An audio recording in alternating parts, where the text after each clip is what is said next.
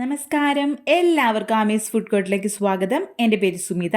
ഇന്ന് ഞാൻ വന്നിരിക്കുന്നത് ഒരു കിഡിലെ നാരങ്ങാച്ചാറിൻ്റെ റെസിപ്പി ആയിട്ടാണ്. വളരെ ടേസ്റ്റിയാണ്, ഒട്ടും കയ്പില്ലാതെ തന്നെ സദ്യ സ്റ്റൈലാണ് ഇത് റെഡിയാക്കിയിരിക്കുന്നത്. അതേപോലെ തന്നെ ഇത് സെയിൽ ചെയ്യാനും അടിപൊളി റെസിപ്പിയാണ് കേട്ടോ. അപ്പോൾ ഇതെങ്ങനെയാണ് ഈസി ആയിട്ട് നമുക്ക് വീട്ടിലുണ്ടാക്കുന്നതെന്ന് നോക്കാം.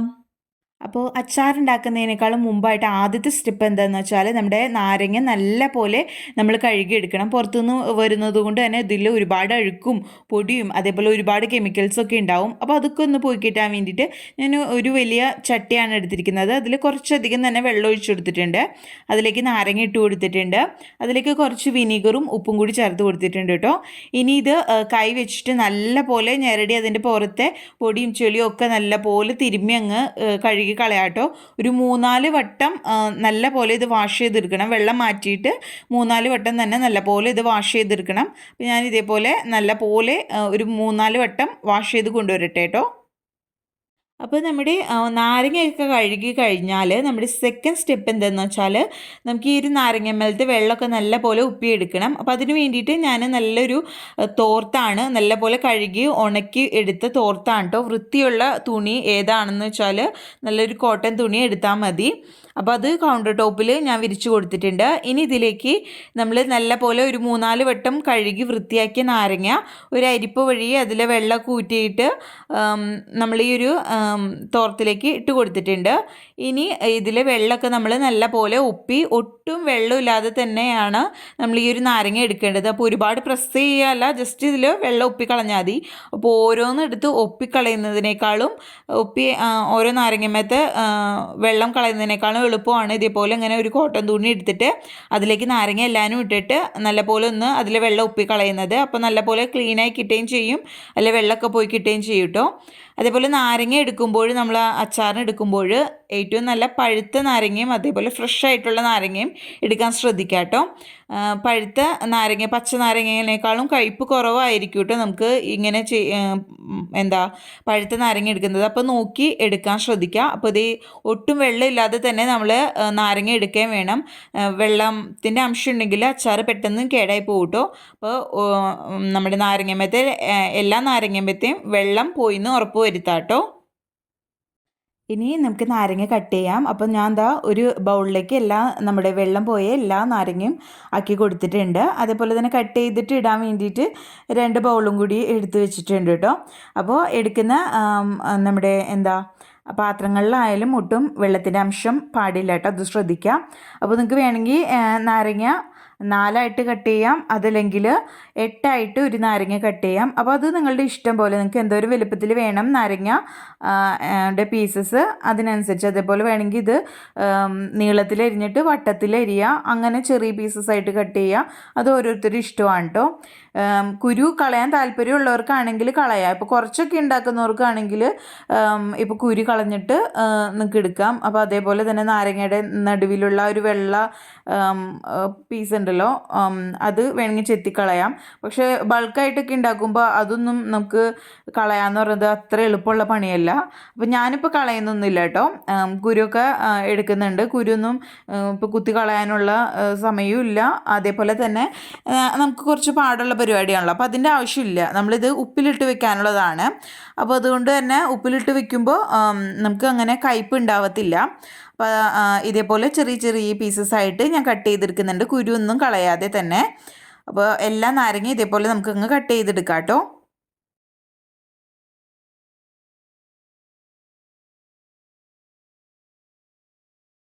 അപ്പോൾ ഞാൻ നാരങ്ങയൊക്കെ നീളത്തിൽ അരിഞ്ഞ് എല്ലാവരും എടുത്തിട്ടുണ്ട് കേട്ടോ. ഇനി ഇത് നമുക്ക് ഉപ്പിലിടാൻ തുടങ്ങാം. അപ്പോൾ അതെങ്ങനെയാണ് ഞാൻ ചെയ്യുന്നതെന്ന് നോക്കാം. അപ്പോൾ ഞാൻ ഇതേപോലെ ഒരു ഗ്ലാസിൻ്റെ ബോട്ടിലാണ് എടുത്തിരിക്കുന്നത്. ഗ്ലാസിൻ്റെ ബോട്ടിലാണ് നല്ലത് പ്ലാസ്റ്റിക്കിനേക്കാളും. അപ്പോൾ എൻ്റെ അടുത്ത് ഇത്രയും ചെറുതാണുള്ളത്. അപ്പോൾ ഇത്രയും നാരങ്ങ എന്തായാലും ഈ ഒരു ജാറിൽ കൊള്ളത്തില്ല. അപ്പോൾ ഇതേപോലത്തെ 2 ചില്ലിൻ്റെ കുപ്പിയിലാണ് ഞാൻ ഇട്ട് കൊടുക്കുന്നത് കേട്ടോ. ചെറിയ കുപ്പികളാണ് 2 ഉള്ളത് എൻ്റെ അടുത്ത്. വലിയ കുപ്പികൾ, അതായത് ഈ മൊത്തം നാരങ്ങ കൊള്ളുന്ന രീതിയിലുള്ള ചില്ലുകുപ്പിയോ അതല്ലെങ്കിൽ ഭരണയോ ഉണ്ടെങ്കിൽ അതെടുത്താൽ മതിയാവും കേട്ടോ നിങ്ങൾ. അപ്പോൾ നമുക്ക് ഇത് ലെയറായിട്ട് ഇട്ടിട്ട് വേണം നമ്മുടെ ഈ ഒരു നാരങ്ങ ഉപ്പിലിട്ട് കൊടുക്കാൻ വേണ്ടിയിട്ട്. ആദ്യം നാരങ്ങ ഇട്ട് കൊടുക്കാം, പിന്നെ ഇതിൻ്റെ ഇടയിൽ കുറച്ച് ഉപ്പിട്ട് കൊടുക്കാം, പിന്നെ നാരങ്ങ. അപ്പോൾ നിങ്ങൾക്ക് വീഡിയോ കാണുമ്പോൾ മനസ്സിലാവും ഞാൻ എന്താ പറയുന്നതെന്ന്. അപ്പോൾ അതേപോലെ നമുക്കിത് സെറ്റാക്കി കൊടുക്കാം കേട്ടോ. അതേപോലെ തന്നെ നമ്മൾ എടുക്കുന്ന ചില്ലു കുപ്പിയിൽ ഒട്ടും തന്നെ വെള്ളമില്ലാതിരിക്കാൻ ശ്രദ്ധിക്കുക. നല്ലപോലെ ചില്ലു കുപ്പിയൊക്കെ വാഷ് ചെയ്തിട്ട് നമ്മൾക്ക് വെയിലത്ത് വെച്ചിട്ട് ഉണക്കിയെടുക്കാം. അതില്ലെങ്കിൽ നല്ലപോലെ ഒട്ടും വെള്ളമില്ലാതെ തുടച്ചെടുത്താലും മതി കേട്ടോ.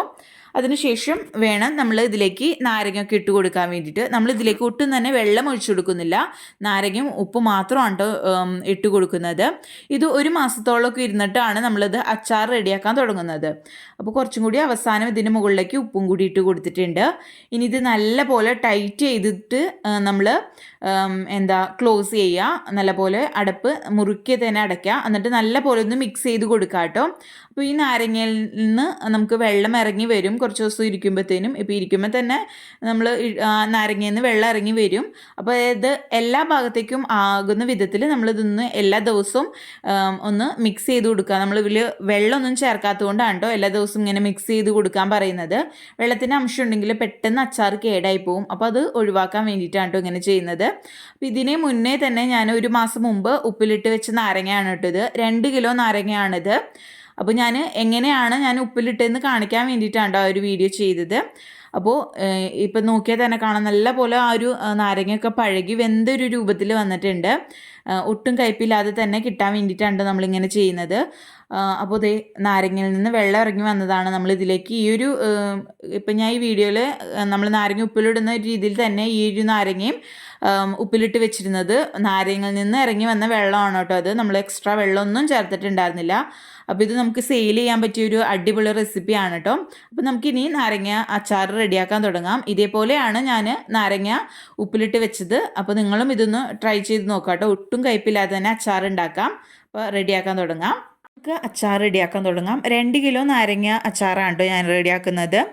അപ്പോൾ ചൂട് കട്ടിയുള്ള പാത്രം എടുക്കാൻ ശ്രദ്ധിക്കാം. ഞാനിപ്പോൾ ഉരുളിയാണ് എടുത്തിരിക്കുന്നത്. ഇതിലേക്ക് 100 ml നല്ലെണ്ണയാണ് ഒഴിച്ചു കൊടുത്തിരിക്കുന്നത്. എണ്ണ നല്ലപോലെ ചൂടായിട്ട് വരുമ്പോൾ 1.5 ടീസ്പൂൺ കടുക്, 1/4 ടീസ്പൂൺ ഉലുവ ചേർത്ത് കൊടുക്കാം.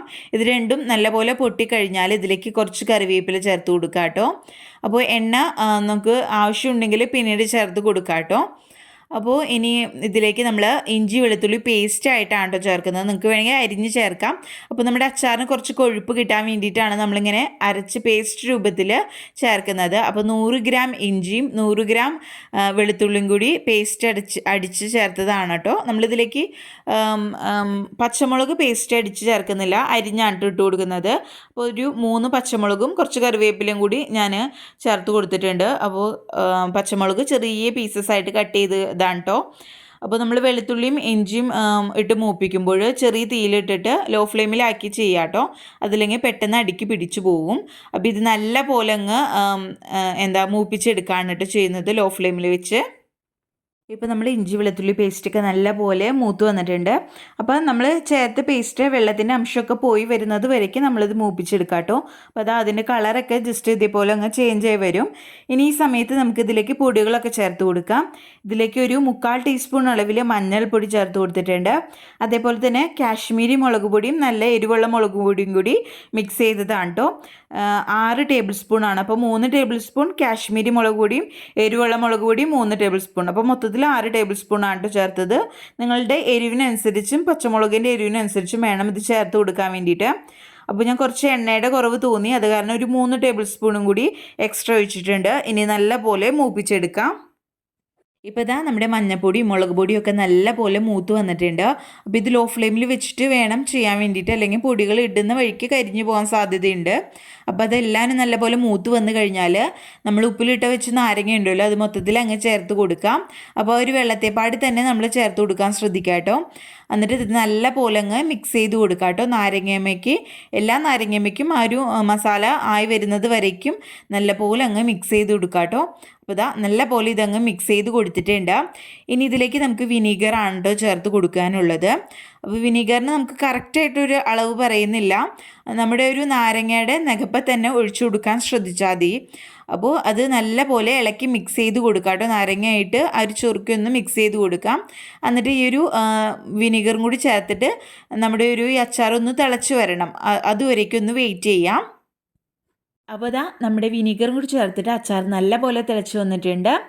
ഇനി ഇതിലേക്ക് ചെറിയ സ്പൂൺ അളവിൽ 1 ടീസ്പൂൺ കായം പൊടിച്ചതും 1 ടീസ്പൂൺ ഉലുവ പൊടിച്ചതും കൂടി ചേർത്ത് കൊടുക്കുന്നുണ്ട് കേട്ടോ. അപ്പോൾ ഇത് എന്തെങ്കിലും കുറവുണ്ടെന്ന് തോന്നുകയാണെങ്കിൽ നമുക്ക് ടേസ്റ്റ് ചെയ്തിട്ട് എല്ലാവരും കൂടി മിക്സ് ചെയ്തിട്ട് കുറവുണ്ടെങ്കിൽ നിങ്ങളുടെ ടേസ്റ്റിനനുസരിച്ച് ചേർത്ത് കൊടുക്കാവുന്നതേ ഉള്ളൂ കേട്ടോ. അതേപോലെ നമ്മുടെ ഈ ഒരു അച്ചാറിൻ്റെ പുളിയും കയ്പും ആ എരിവും എല്ലാം ഒന്ന് ബാലൻസ് ചെയ്യാൻ വേണ്ടിയിട്ട് 2 ടീസ്പൂൺ അളവിൽ പഞ്ചസാരയും കൂടി ചേർത്ത് കൊടുത്തിട്ടുണ്ട് കേട്ടോ. പിന്നെ ടേസ്റ്റ് ചെയ്ത് നോക്കിയപ്പോൾ കുറച്ച് ഉപ്പിൻ്റെ കുറവ് തോന്നിയ കാരണം കുറച്ച് ഉപ്പും കൂടി ചേർത്ത് കൊടുത്തിട്ടുണ്ട്. ഇനി ഇതെല്ലാവരും കൂടി മിക്സ് ചെയ്യാം. അതിനുശേഷം ഒന്ന് നല്ല പോലെ ഈ ഒരു അച്ചാർ തിളച്ച് വന്നാൽ നമുക്ക് ഫ്ലെയിം ഓഫ് ചെയ്യാം കേട്ടോ. അപ്പോൾ ഇത്രയേ ഉള്ളൂ. അപ്പോൾ ഞാൻ പറഞ്ഞ പോലെ ടേസ്റ്റ് ചെയ്ത് നോക്കിയിട്ട് എന്തെങ്കിലും കുറവുണ്ടെങ്കിൽ നിങ്ങളുടെ ടേസ്റ്റിനനുസരിച്ച് ചേർത്ത് കൊടുക്കുക കേട്ടോ ഇൻഗ്രീഡിയൻസൊക്കെ. അതേപോലെ തന്നെ ഇത് ചൂടാറിയതിന് ശേഷം എയർ ടൈറ്റ് ആയിട്ടുള്ള ഒരു കണ്ടെയ്നറിൽ സൂക്ഷിക്കുകയാണെങ്കിൽ നമുക്ക് ഒരുപാട് നാൾ ഇത് സൂക്ഷിക്കാൻ പറ്റും കേടാവാതെ. നമ്മളുടെ ഉപയോഗിക്കുന്ന കണ്ടെയ്നറിൽ ഒട്ടും വെള്ളം ഇല്ലാതിരിക്കാൻ ശ്രദ്ധിക്കുക. പിന്നെ നമ്മൾ എടുക്കുന്ന ഒരു പാത്രത്തിൽ ആദ്യം തന്നെ കുറച്ച് എണ്ണ ഒന്ന് ചുറ്റിച്ച് കൊടുത്തിട്ട് അതിൻ്റെ മുകളിലേക്ക് നമ്മുടെ ഈ ഒരു അച്ചാർ ഒഴിച്ചു കൊടുക്കും. 1 ടീസ്പൂണൊക്കെ എണ്ണ നമ്മുടെ ഒരു ടിന്നിലേക്ക് ആക്കി എല്ലാ ഭാഗത്തേക്കും ഒന്ന് ആക്കി കൊടുത്തിട്ട് അച്ചാറിട്ട് കൊടുക്കുകയാണെങ്കിൽ തന്നെ നല്ല പോലെ കുറേ നാൾ കേടാവാതെ നമുക്ക് അച്ചാർ സൂക്ഷിക്കാൻ പറ്റും. അതേപോലെ തന്നെ നമ്മൾ ഉപയോഗിക്കുന്ന സ്പൂണൊക്കെ ഉണ്ടല്ലോ, അതൊട്ടും വെള്ളമില്ലാതെ തന്നെ നമ്മളെ അച്ചാറിലേക്ക് ഇട്ട് കൊടുത്തിട്ട് ഉപയോഗിക്കുകയാണെങ്കിലും ഒരുപാട് നാൾ കേടാവാതെ ഇരിക്കും കേട്ടോ നമ്മുടെ അച്ചാർ. പിന്നെ ഒരു വലിയ കുപ്പിയിലേക്ക് മാറ്റിയിട്ട് നമുക്ക് ആവശ്യത്തിനനുസരിച്ച് ഒരു ചെറിയ കുപ്പിയിലേക്ക് വേറെ എടുത്ത് വെക്കാം. എല്ലാവരും കൂടി കോരി അലമ്പാതെ ആവശ്യത്തിന് മാത്രം എടുത്തിട്ട് ഉപയോഗിക്കുന്നതായിരിക്കും നല്ലത്.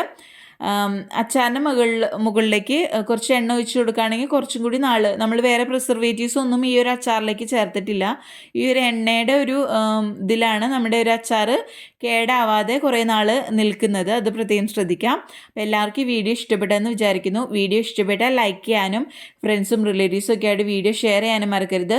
ആദ്യമായിട്ട് വീഡിയോ കാണുന്നവർ ആരെങ്കിലും ഉണ്ടെങ്കിൽ ചാനൽ സബ്സ്ക്രൈബ് ചെയ്യാനും മറക്കരുത് കേട്ടോ. അപ്പോൾ ഇത് ഒരു ആഴ്ച കഴിഞ്ഞിട്ട് നമ്മൾ ഉപയോഗിക്കുന്നതായിരിക്കും നല്ലത്. അപ്പോഴത്തേനും നാരങ്ങയിലേക്ക് എരിവൊക്കെ പിടിച്ച് അടിപൊളിയായിട്ട് ഇരിക്കും കേട്ടോ. അപ്പോൾ ഇത് സെയിൽ ചെയ്യാൻ പറ്റുന്ന ഒരു കിടിലൻ റെസിപ്പിയും കൂടിയാണ്. അപ്പോൾ സദ്യ സ്റ്റൈലുള്ള ഈ ഒരു റെസിപ്പിയുടെ വീഡിയോ എല്ലാവർക്കും ഇഷ്ടപ്പെട്ടെന്ന് വിചാരിക്കുന്നു. അപ്പോൾ ഇതേപോലെ അടിപൊളി വീഡിയോസായിട്ട് വരുന്നത് വരയ്ക്കും. By, thank